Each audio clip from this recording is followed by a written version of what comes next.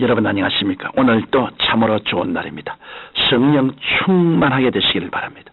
저는 오늘 작은 혀의 위력이란 제목으로 여러분과 함께 은혜를 나누고자 합니다. 본문 말씀은 신약 성경 야고보서 3장 1절로 12절입니다. 이와 같이 혀도 작은 지체로 돼 큰 것을 자랑하도다. 보라, 어떻게 작은 불이 어떻게 많은 나무를 태우는가. 사람은 누구나 규모가 큰 것을 작은 것보다 더 중시하는 경향이 있습니다. 그러나 세상을 살다 보면 크다고 해서 항상 그에 비례해서 중요한 것이 아님을 알게 됩니다. 이 세상에는 작으면서도 중요한 것들이 대단히 많이 있습니다. 그러므로 큰 일, 큰 업적도 알고 보면 작은 것이 모여서 그렇게 된 것임을 알게 됩니다. 우리 몸에 있는 지체 중에 지극히 작으면서도 대단히 중요한 역할을 하는 것이 있습니다. 야고보서 3장 2절에는 우리가 다 실수가 많으니 만일 말에 실수가 없는 자면 곧 온전한 사람이라 능히 온몸도 굴레 씌우리라고 했습니다. 또 야고보서 3장 5절에는 혀도 작은 지체로 돼 큰 것을 자랑한다고 말하고 있습니다. 이처럼 혀가 큰 것을 자랑하는 이유는 말이 능히 온몸도 굴레 씌울 만큼 중요하기 때문입니다. 우리가 혀로 나는 불행하다, 나는 못났다, 나는 무능력하다, 나는 할 수 없다라고 부정적인 말을 하게 되면 이 말이 생각을 지배하고 행동을 지배하고 생활을 지배해서 파괴적이고 부정적이고 절망적인 결과를 가져옵니다. 그 때문에 우리는 혀 사용하기를 대단히 조심해야 합니다. 오늘의 본문 말씀인 야고보서 3장 1절로 12절에서도 이 혀에 대한 말씀이 여러 가지 비유로 기록되어 있습니다. 먼저 혀를 말의 재갈에 비유합니다. 우리가 말을 순종케 하려고 그 입에 재갈을 먹입니다. 그래서 말을 움직이게 할 때 온몸을 밀거나 당길 필요 없이 그 입에 물린 재갈만 조종하면 됩니다. 그 입에 물린 작은 재갈이 말의 온몸을 의거하듯이 혀는 그 말로서 몸 전체를 지배한다는 것입니다. 또한 혀를 배를 움직이는 지극히 작은 키로 비교했습니다. 광무에 밀려다니는 큰 배도 상홍이 조그만 키를 가지고 자기 마음대로 그 방향을 조정해 나갑니다. 사람의 혀도 작은 아이처럼 힘이 있습니다. 또한 혀를 작은 불씨로 비교했습니다. 작은 불씨 하나가 온 숲을 다 태우기도 하고 많은 재산을 일시에 잿더미로 만들기도 합니다. 이처럼 혀는 지극히 작은 지체임에도 불구하고 온몸을 주장합니다. 그러므로 잠언 18장 21절에서 죽고 사는 것이 혀의 권세에 달렸나니 혀를 쓰기 좋아하는 자는 그 열매를 먹으리라고 기록하고 있는 것입니다. 또한 본문은 혀를 통해 교회 안에서 가르치는 자들에 대한 교훈을 하고 있습니다.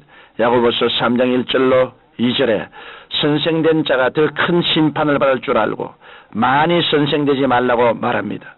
왜냐하면 가르치는 자가 말을 통하여 오히려 더 실수가 많기 때문입니다.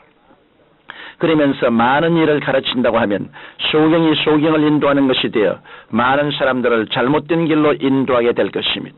그 결과 혼자 실수로 끝나는 것이 아니라 많은 사람들을 죄짓게 하는 것이 되므로 더 큰 심판을 받을 수밖에 없는 것입니다.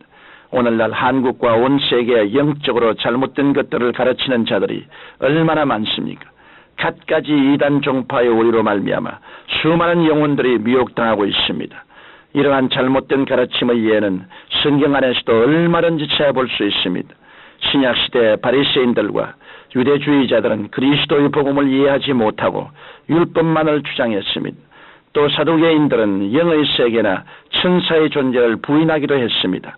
이러한 모든 잘못된 가르침에 대하여 사도들은 생명을 걸고 주 예수 그리스도의 복음을 수호하기 위하여 애썼던 것입니다. 그러므로 우리는 남을 가르치려고 하기 전에 우리 자신부터 하나님의 말씀을 바로 알고 믿어야 할 것입니다. 그러면 우리는 어떻게 중요한 우리의 혀를 어디에 사용해야 할까요? 우리는 혀로 복음을 널리 증거해야 합니다. 세상에는 수많은 소리가 있습니다. 그러나 그 중에 가장 귀한 소리는 하나님의 소리요 하나님의 복음의 말씀입니다. 잠언 10장 20절은 의인의 혀는 천원과 같다고 하였으며 잠언 12장 18절은 지혜로운 자의 혀는 양약과 같다고 하였습니다.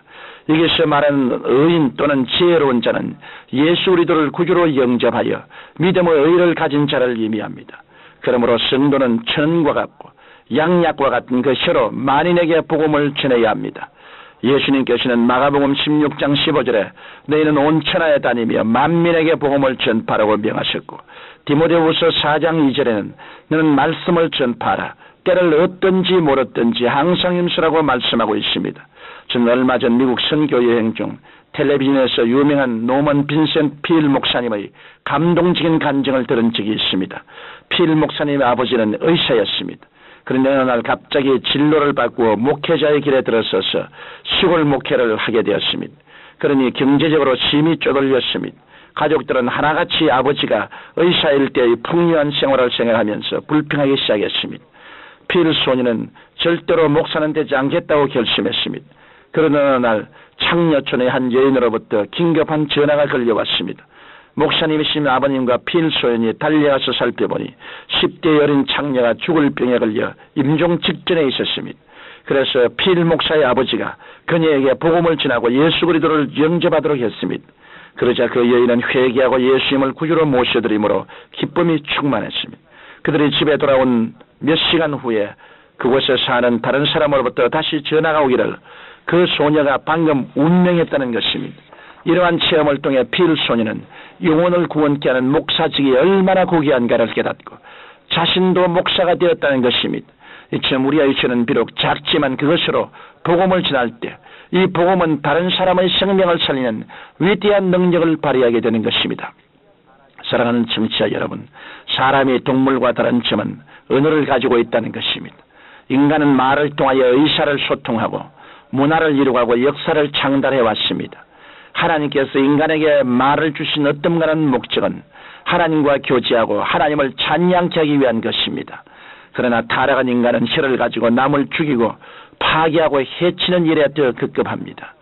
심지어 하나님을 대적하거나 진리를 잘못 가르치기도 합니다. 예수님께서는 사람이 무슨 무익한 말을 하든지 심판날에 이에 대하여 신문을 받으리니 내 말로 의롭다함을 받고 내 말로 정죄함을 받으리라고 하셨습니다. 여러분, 이것을 명심하십시오. 하나님을 높이고 그리스도를 증거하며 소망을 넣는 말을 해야 하는 것입니다. 하나님께서는 여러분이 말하는 것을 다 듣고 계십니다. 우리는 생명의 말, 믿음의 말을 통해 나도 살고 남도 살리는 창조적인 삶을 살아가야 할 것입니다. 기도드리겠습니다. 전능하신 하나님 아버지, 우리 혀는 지체 중에 적은 것이라도 온 몸을 의거합니다. 혀로서 부정적인 말을 하고 부정적인 삶을 살면 온 생활 전체가 파괴지게 되고 맙니다. 혀가 긍정적인 말을 하면 온 삶 전체가 긍정적이 되고 그리고 삶이 창조적으로 나아가기도 하는 것입니다. 우리 아버지, 죽고 사는 권세가 우리 혀에 있으므로 혀를 잘 사용해서 하나님께 영광 돌리고 우리 삶이 승리로 걸어갈 수 있도록 인도하여 주옵소서. 예수님 이름으로 기도드립니다.